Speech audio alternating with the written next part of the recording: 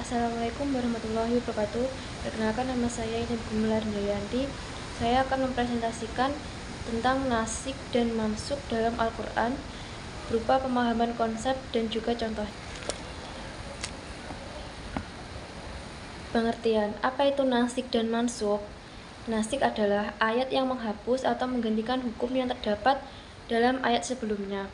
Mansuk adalah ayat yang hukum atau ketentuan yang dihapuskan oleh ayat lain. Tujuannya menunjukkan fleksibilitas syariat sesuai dengan kondisi umat saat itu.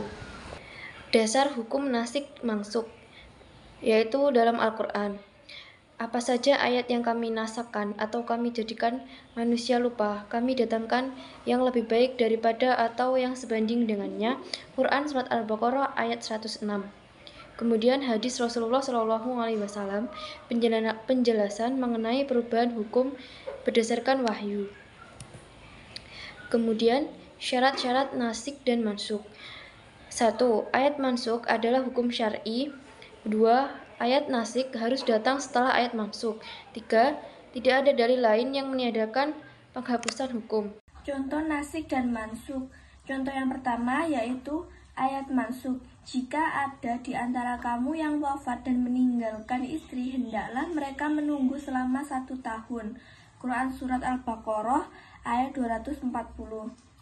Ayat nasiknya yaitu mereka para istri menunggu diri mereka selama 4 bulan 10 hari. Quran Surat Al-Baqarah ayat 234.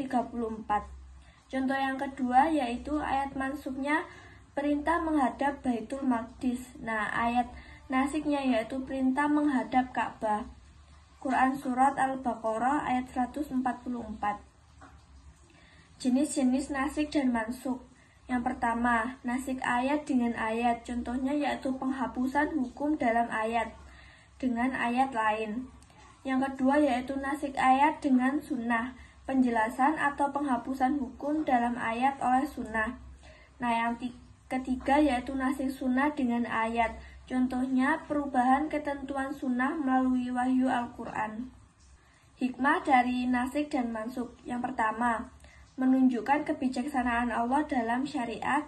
Yang kedua, memudahkan umat sesuai perkembangan zaman.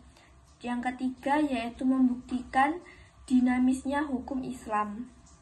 Kesimpulannya yaitu nasik dan mansuk adalah salah satu bukti keindahan